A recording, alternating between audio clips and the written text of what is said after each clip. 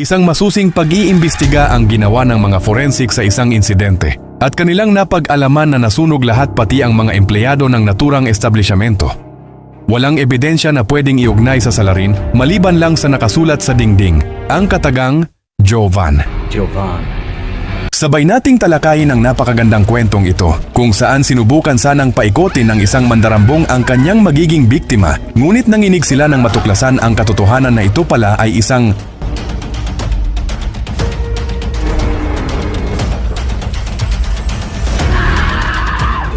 Pusit Station Movie Recap.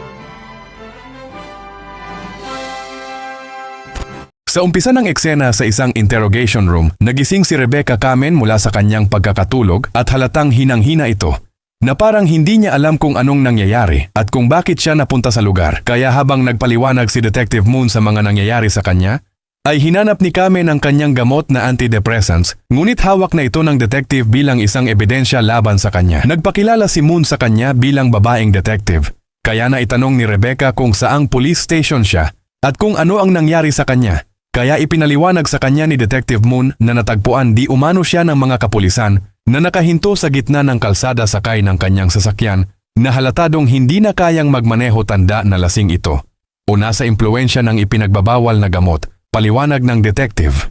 Iginiit ni Rebecca na kung may violation man siya sa kanyang pagmamaneho, ay nakahanda di umano siyang bayaran ito. Ngunit sinagot ito ng detective na hindi lamang ito simpleng violation dahil may higit pa daw siyang pangyayaring kinasasangkutan. Kaya sinabi ng detective na subukan daw niyang alalahanin ang nangyayari sa kanya. Pinilit ni Rebecca na inalala ang kaganapan ng gabing nasa isang bar siya upang uminom at magpalipas ng oras. Habang umiinom ay naka-video call niya ang kanyang kaibigan na si Sarah. Nang malaman ng detective ang pag-inom ni Rebecca sa bar, naiisip nitong ito ang dahilan kung bakit hindi na daw nito kinayang magmaneho ng sasakyan. Ngunit pinasinungalingan ito ni Rebecca dahil wala daw siyang history na nagmaneho siyang lasing. At dahil puno ng pagtataka si Rebecca sa mga nangyayari sa kanya, nakiusap ito sa detective na gumamit ng banyo, hindi upang umihi, kundi sinubukan sana nitong silipin kung anong meron sa likod ng banyo, ngunit wala siyang makita dito. Nadumihan lang ang kanyang kamay at hindi nahugasan dahil wala din palang tubig sa gripo. Paglabas ni Rebecca ng banyo ay bumungad sa kanya si Detective Avery at sinabihan siyang nasa presinto daw sila na sumailalim ng major renovation at inalok pa siya nito ng donut. Pinaliwanag ni Detective Avery kay Rebecca na nagkita na daw sila, ngunit hindi daw sila nagkapag-usap dahil lasing daw siya. Kaya napaisip si Rebecca sa sinabi ng detective. Kaya naitanong nito kung saan na ang kasamahan niyang detective at agad naman sinagot ni Detective Avery na nasa kabilang silid daw kausap ang witness na nakasaksi sa buong nangyayari sa kanya at malapit di umano sa kanya ito. Habang kinausap ni Detective Moon ang nasabing witness na si Robert, ay pinakinggan naman nila Detective Avery at Rebecca ito sa labas. At ayon sa salaysay nitong si Robert, ay nagkakilala daw sila ni Rebecca sa isang bar. Di naglaon ay pinasakay daw siya sa sasakyan dahil balak nitong dalhin siya sa bahay. Dahil nag-init na ang katawang tao nito, at dahil lasing, sinubukan daw sana niyang kunin ang susi ng sasakyan, ngunit bumaba at dinala daw siya ni Rebecca sa liblib na bahagi ng release ng train na humantong sa isang maatikabong bembangan, paliwanag ni Robert sa detective. Itinanggi ni Rebecca lahat ng sinabi ni Robert dahil wala daw siyang naalalang ganong pangyayari at hindi naman daw siya lasing, hindi daw niya kilala ang lalaking si Robert at paano kung dinodroga daw siya nito. Na agad namang kinontra ng dalawang detective dahil muntikan na nga daw malagay sa panganib ang buhay ni Robert, matiyak lang naligtas siya sa kapahamakan. Sinabi ni Rebecca na hindi daw siya sigurado kung ano daw ang totoong nangyayari sa kanya. At kung may violation daw siya sa kanyang pagmamaneho at may ticket, ay babayaran na lang daw niya ito dahil gusto na daw niyang umuwi. Ngunit sinabi ng detective na hindi daw maaari ito dahil meron dawng dugo ang unahang bahagi ng kanyang sasakyan. Indikasyong may nabangga ito na siyang ikinagulat ni Rebecca. Ikinulong nila si Rebecca na takang-taka sa nangyayari sa kanya kasama ang ilang mga detainee. Maya-maya pa ay dumating ang kaibigan nitong si Sarah. Kinausap ni Sarah si Rebecca at nagtataka ito bakit napunta sa ganong sitwasyon ang kaibigan. Kaya naitanong nito kung okay lang ba ito at binulong nito sa kaibigan na kapitbahay daw niya si Avery. Marami sana siyang sasabihin pa kay Rebecca, ngunit pinaalis na siya ng detective at dahil nangamba sa sasapitin ng kaibigan, sinabihan niya itong umalis na dito. Sa interrogation room, sinabi ng dalawang detective kay Rebecca na bago daw siya matagpuan, mayroon daw isang siklista na natagpuan malapit sa kanyang kinaroroonan at siguradong siya daw ang nakabangga dahil sa dugong nakita sa bumper ng kanyang sasakyan. Itinanggi ito ni Rebecca dahil wala naman daw siyang naalala na ganong pangyayari. Ngunit binanggit ni Avery ang pagbili daw ni Rebecca ng isang boteng alak sa bar at baka inubos daw niya lahat ito sa paglaklak kaya siya nalasing. Ngunit iginiit ni Rebecca na hindi naman daw niya ito inubos at pakiramdam niya mayroon daw kakaiba sa mga nangyayari. Ngunit iginiit ni Detective Moon na kung hindi daw siya ang nakabangga sa siklista, bakit may dugo daw ang bumper ng sasakyan niya? Nagkasagutan si Rebecca at Detective Moon kaya kinausap ni Detective Avery si Rebecca na makipag-cooperate na lang daw at aminin na ang lahat para hindi na lumalah pa ang sitwasyon at mapagaan ang kaso niya. Ngunit sinabi ni Rebecca na ni isa daw sa binibintang nila sa kanya ay wala daw siyang maalala kaya ang mungkahi ni Rebecca sa mga detective ay kailangan daw niya ng abogado na siyang ikinagalit ng mga detective dahil pinapaikot pa daw niya ang usapan at inabala pa sila. Dahil sa kahilingan, nagpadala ng abogado ang mga detective kay Rebecca, ngunit nang laki ang mga mata nito dahil hindi naman daw niya abogado ito at dahil may pagdududa ay nagpaliwanag ang nagpakilalang abogado na nagbakasyon daw ang kanyang abogado kaya siya daw muna ang papalit nito at pinangakoan si Rebecca na nasa mabuting kamay daw ito. Sa mga sumunod na eksena, ipinakita ng Detective Avery ang mga larawan ng sasakyan ni Rebecca na nagtamo di umano ng pinsala at bagamat hindi pa daw alam kung ano ang sanhi nito, ito'y kanila di umanong aalamin. Sinabi ni Detective Moon kung hindi pa rin ba daw naalala ni Rebecca ang nangyayari dahil mayroon dawng nakasaksi ang lalaking nakilala niyan sa bar na siya daw ang bumangga sa siklista, ngunit iginiit ng abogado na hindi daw pwedeng idiin ang kanyang kliyente base lamang sa isang sabi-sabi ng nakasaksi na walang sapat na katibayan na pwedeng ipresenta sa korte laban sa kanyang kliyente. Kaya sinabi ni Rebecca na kailangan daw nilang ipa-DNA ang dugo na nasa bumper ng kanyang sasakyan para malaman kung tao ba ang nabangga nito o isang hayop lang. At ito'y inutos ni Rebecca sa kanyang abogado na tila hindi alam ang kanyang gagawin, kaya nakaramdam si Rebecca ng pagdududa nito. Pagkatapos ng kanilang pag-uusap umalis ang abogado para asikasuhin ang inutos ni Rebecca, kaya nakiusap si Rebecca na sa kwarto muna siya ilagay dahil takot siya kay Solly na may problema na sa pag-iisip, ngunit hindi pumayag ang detective sa kahilingan ni Rebecca at sinabi na sumigaw na lamang siya kung sakaling sinumpong na si Solly. Binalik ni Detective Moon si Rebecca kung saan ito nakakulong at tulad ng inaasahan nagwawala na naman si Solly at sinugod nito ang kapwa detaining babae at tinulak kaya humampas ito sa dingding. Sinakluluhan ito ni Detective Moon. Nagkaroon ng komosyon, nag-agawan sila ng baril hanggang sa malaglag ito sa sahig, nagawang maitulak ni Sully ang detective sa dingding kasabay ang pagsakal nito. Nakita ni Rebecca ang buong pangyayari, kaya nang hirap na ang detective bunsod ng pagkakasakal ni Sully, ay dinampot niya ang baril at ipinutok sa likod ni Sully, ngunit tumagos ito kay Detective Moon at ito'y nasaksihan ni Detective Avery. Napaiyak si Rebecca sa nangyayari at sinabi na gusto lang naman daw niyang tumulong at bakit siya pa ang masisisi ngayon. Ngunit sinabi ni Detective Avery na pulis daw ang binaril niya at buhay ng tao ang nawawala. Kaya habang buhay na pagkabilanggo daw ang posibleng maging parusa sa kanya at wala itong piyansa, paliwanag nito kay Rebecca. At dahil sa takot ni Rebecca na makulong habang buhay, nag-alok ito ng $1,000,000 kay Detective Avery para pakawalan daw siya at malinis ang kanyang pangalan.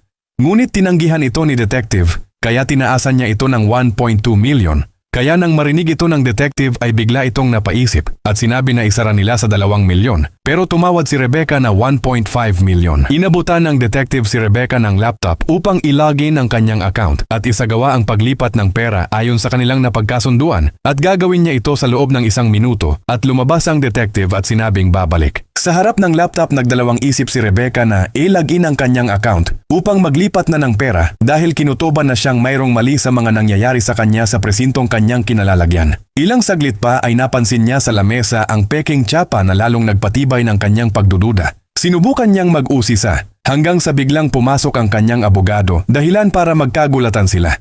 Sabay labas ni Detective Avery at kinwestiyon ang pagdating ng abogado at ang pagtapat ni Rebecca sa kanyang lamesa.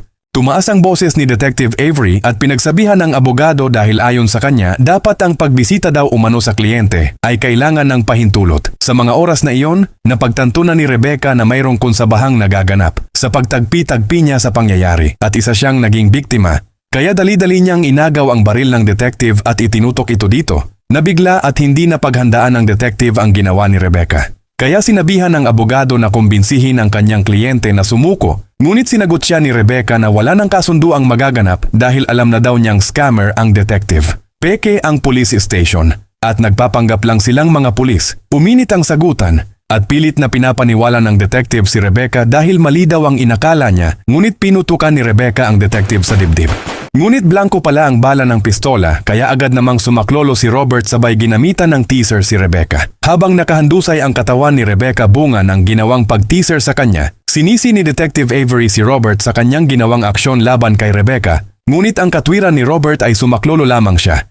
Dito lumalabas na magkasabuat pala sila at ang gusto nilang biktimahin ngayon ay itong si Rebecca. Sa loob ng interrogation room, nagkaharap-harap na silang lahat kaya dito diritsahang tinanong ni Rebecca si Avery kung sino ba talaga sila. Dito sinagot ni Avery si Rebecca na siya lang naman daw ang kaibigan ni Louis Denton at dito ikweninto ni Avery na magkasabay silang lumaki ni Denton at higit pa sa magkapatid daw ang kanilang turingan.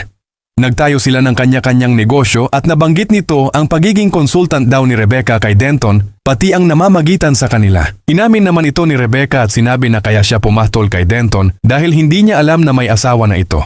Pero ang pagbintangan siya na siya ang pumaslang kay Denton ay hindi umano niya magagawa dahil minahal niya ang lalaki. Ngunit iginiit ni Avery na siya daw ang pumaslang kay Denton para makuha di umano lahat ng pera nito.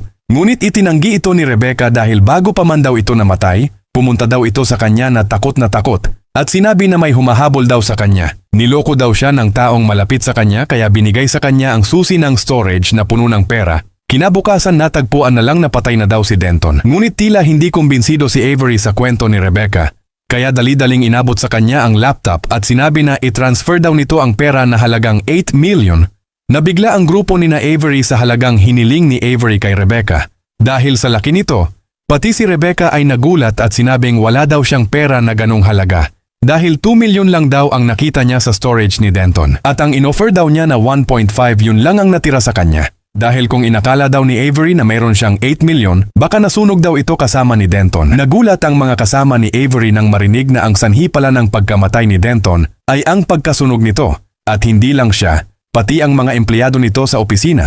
Paliwanag ni Rebecca na ikinagulat ng mga ito.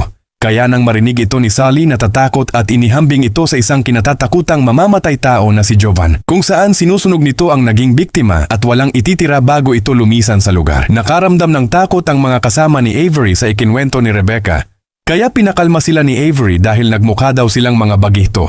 Kaya dito nalaman ni Rebecca na bago lang pala silang magkasama ni Avery sa kanilang modus operandi. Sinabi ni Rebecca kay Avery kung bakit alam na alam daw nito ang pagkatao ni Denton. At baka mamaya daw, siya pala si Jovan at hindi lang alam ng mga kasamahan niyang mga baguhan, paliwanag ni Rebecca. Nag-react ang kasamahan ni Avery sa sinabi ni Rebecca at napaisip ang mga kasama nito. Kaya sinabi ni Avery na huwag daw silang magpadala sa sinabi ni Rebecca dahil gumawa lang daw ito ng paraan upang patagalin ang paglipat niya ng pera mula sa kanyang account. Kaya tinawag nito si Solly upang sindakin si Rebecca gamit ang patalim na ginagamit sa pag-oopera. Ngunit nanginig ito ng hawakan na ang patalim, dahilan para malaglag ito sa sahig at maputol. Kaya agad itong kinausap ni Avery at binigyan ng pulburon upang lumakas ang loob nito at pinaalalahanan ni Avery na tamang gamit lang sa pulburon dahil matapang ito. Naantahla ang kanilang plano kaya pinili muna ni Avery na lumabas kasama ang grupo. Samantalang si Rebecca ay balak na kuhanin ang putol na patalim na nilaglag ni Sully. Nakaramdam ng kunting pagdududa si Robert na baka si Avery ay si Jovan dahil natatakot ito nito, ngunit sinabihan siya ni Avery na hindi totoo ang sinasabi ni Rebecca na siya si Jovan ang kinatatakutang mamamatay tao.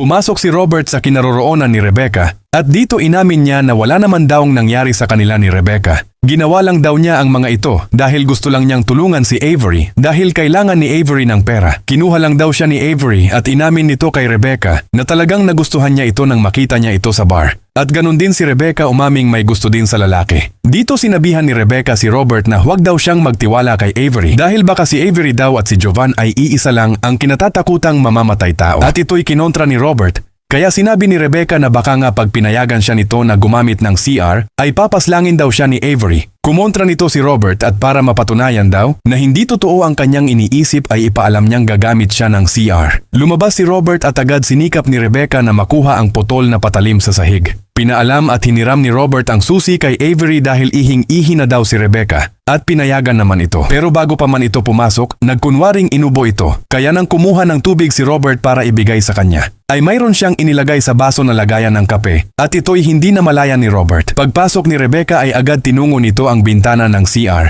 at nilaslas ang screen nito upang masira kaya nang marinig ito ni Robert agad itong sinita. Ngunit ginawa siya nitong human shield ni Rebecca Humingi ito ng saklolo kay Avery kaya agad itong pinuntahan. Agad sinabihan ni Rebecca si Avery na papaslangin daw niya si Robert kung hindi siya palalayain nito. Ngunit hindi na tinag si Avery sa banta niya at binaril ang hita ni Robert dahilan para bitawan ito ni Rebecca at sumuko. Binalik ni Avery si Rebecca sa kwarto at ikinadinang muli sa lamesa. Nagkagulo ang mga kasamahan ni Robert dahil sa pagbaril ni Avery sa hita niya. Kaya ang mungkahi ni Moon ay dalhin daw ito sa pagamutan. Ngunit hindi pumayag nito si Avery dahil nalilito ang grupo sa kanilang gagawin. Agad kinuha ni Solly ang patalim at pinutol ang tali na nakatali sa hita ni Robert dahilan para maubusan ito ng dugo. Hindi makapaniwala si Isaac at Moon sa sinapit kay Robert dahil sa ginawa ni Solly, ngunit wala na silang magagawa pa. Pagbalik sa kwarto na kinalalagyan ni Rebecca, nasusuka si Isaac pag upo ng upuan dahil sa nasaksihan niya kay Robert, kaya naitanong ni Rebecca kung okay lang ba si Robert. Kaya sinagot siya ni Avery na huwag siyang magkunwari dahil siyan man daw ang dahilan. Sinabi ni Rebecca na isa-isahin daw silang iligpit ni Avery para walang makapagsumbong. Nagalit at sinampal ni Avery si Rebecca dahil sa paglason daw sa isipan ng mga kasamahan para pag-awayin sila. At dito pinaliwanag ni Avery sa mga kasamahan na wala daw sa kanila ang kinatatakutang mamamatay tao na si Jovan. Nagtatalo ang grupo kaya sinabi ni Solly na huminahon na lang at huwag nang intindihin ang sinabi ni Rebecca sa halipay umpisahan na daw nila ang susunod na hakbang. Agad kinuha ni Solly ang patalim at inumpisahang sindakin si Rebecca. Habang may iniinom ito sa baso, maya-maya ay bigla itong napatigil at nahirapang huminga. Sinakluluhan ito ng kasamahan, ngunit kalaunan ay nasawih din ito.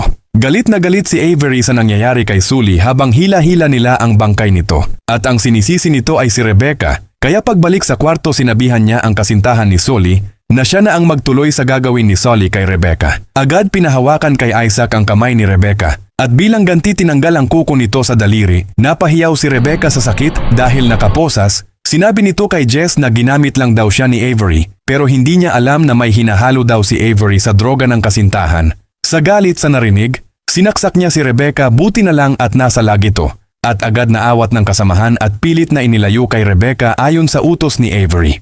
Hinarap ni Avery si Rebecca. Sinabi ni Rebecca na gusto lang naman niya na umalis si Jess matapos patayin niya si Solly.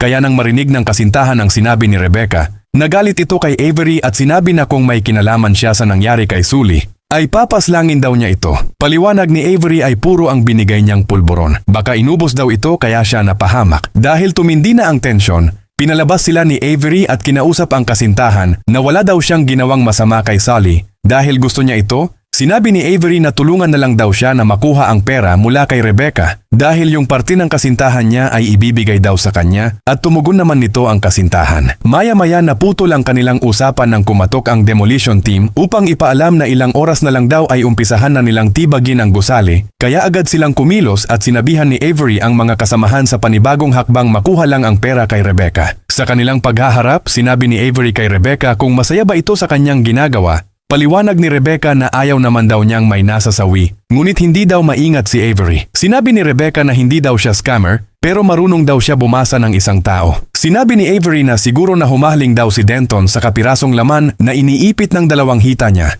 Kaya nang mamatay si Denton ay kinuha niya ang pera na dapat para sa asawa niya dahil pinagpaguran nila ito. Sinabi ni Avery na hindi daw siya titigil hanggat hindi ibigay ni Rebecca ang perang hinahabol niya. Natigil sila nang kumatok si Moon at ipinasok ang dala nitong babae na si Sarah, matahlik na kaibigan ni Rebecca. Dinala nila ito upang mapipilitang i-transfer na ni Rebecca ang pera.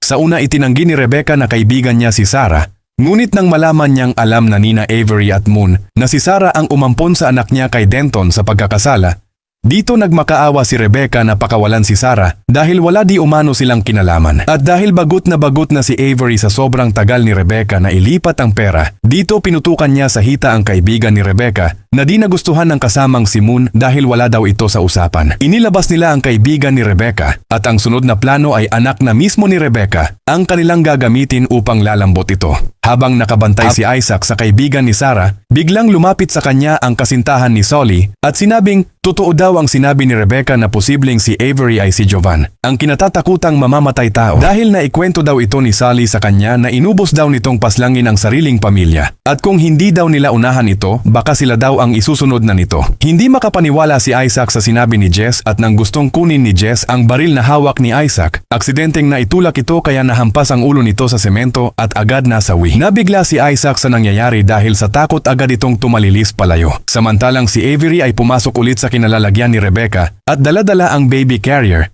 Habang dinig ni Rebecca ang boses ng bata, muli na naman siyang kinausap ni Avery tungkol sa pera. Ngunit hindi pa rin ito nagsasalita. Kaya nang mapikon na si Avery, pinutukan nito ang baby carrier. Sumigaw at umiyak si Rebecca sa ginawa ni Avery at agad tinungo ang baby carrier. Ngunit baby doll at hindi pala ito totoong sanggol na ginamitan lang ng cellphone para magmistulang may boses ng sanggol. Dahil sa kaba at ayaw mapahamak ang anak, sinabi ni Rebecca na papayag na siyang ilipat ang pera. Humikbi at natakot si Rebecca para sa kaligtasan ng sariling anak. Sa loob ng kwarto, sinabi ni Avery na mukhang epektibo ang kanilang plano at di magtagal ay maisakatuparan na ang paglilipat ng pera. Napansin ni Avery na lutang si Isaac at wala sa sarili kaya tinanong nito kung nagawa ba niya ang inutos sa kanya at tumugon naman ito. Minadali at binigyan ng laptop ni Avery si Rebecca upang ilipat na ang pera nito. Bago pa man umpisahang ilipat ni Rebecca ang pera, naitanong nito kay Avery kung ano daw ang mangyayari pagkatapos niyang malipat ang pera. Dito sinabi ni Avery na alagaan daw niya ang bata na parang sariling anak. Napansin ni Rebecca na wala na ang kasintahan ni Sally kaya naitanong ito kay Isaac. Dito inamin ni Isaac na aksidente daw niyang naitulak si Jessa dahil gustong agahwin ang baril na hawak niya kaya nabagok ang ulo nito. Nagulat at dismayado sina Avery at Moon sa sinabi ni Isaac sa nangyari kay Jessie. Bagamat hindi sinadya ni Isaac na mapaslang ang babae, ay inuusig pa rin ito ng kanyang konsyensya. Kaya sinabi ni Isaac na gusto na niyang mag-back out at itigil na umano ang kanilang modus dahil masyado na daw maraming nadamay at nasaktan. Kaya sinabi nito na kukunin daw niya ang sanggol. Nang marinig ito ni Avery ay nagalit ito at sinabing madala lang daw niya ang sanggol. Pero isa na itong bangkay. Uminit ang sagutan kaya tinutukan ni Isaac si Avery nang magtangka itong lumapit sa kanya. Pinakiusapan siya ni Avery at naibaba daw niya ang baril. At humingi ng despensa si Moon kung bakit ipinasok pa daw siya nito sa ganong sitwasyon. Nakiusap si Moon kay Isaac na ibaba na ang baril at huwag nang kunin ang bata dahil hindi daw nila makuha ang pera kung wala ang sanggol na panakot kay Rebecca upang ilipat na ang pera na para sa kanyang tatay na may sakit. Kumontra dito si Isaac dahil hindi daw dapat sa ganong paraan para kumita. Hindi nagtagal ay nakumbinsi ni Moon na ipababa ang baril ni Isaac. Ngunit bigla itong sinunggaban ni Avery at paulit-ulit na inumpog ang ulo nito sa semento dahilan ng agarang pagpahnaw. Nagalit si Moon sa ginawa ni Avery kaya itinutok nito ang hawak na baril at sinabihan si Rebecca na ilipat na ang pera. Ngunit ito naman ang sinunggaban ni Avery. Nagpambuno sila dahil sa paglalayong kung sino ang matirang buhay ay siyang makakakuha ng pera. Samantalang si Rebecca ay sinikap na makawala sa tanikalang nakatali sa kanya. Dahil babae lang si Moon ay napas lang ito ni Avery.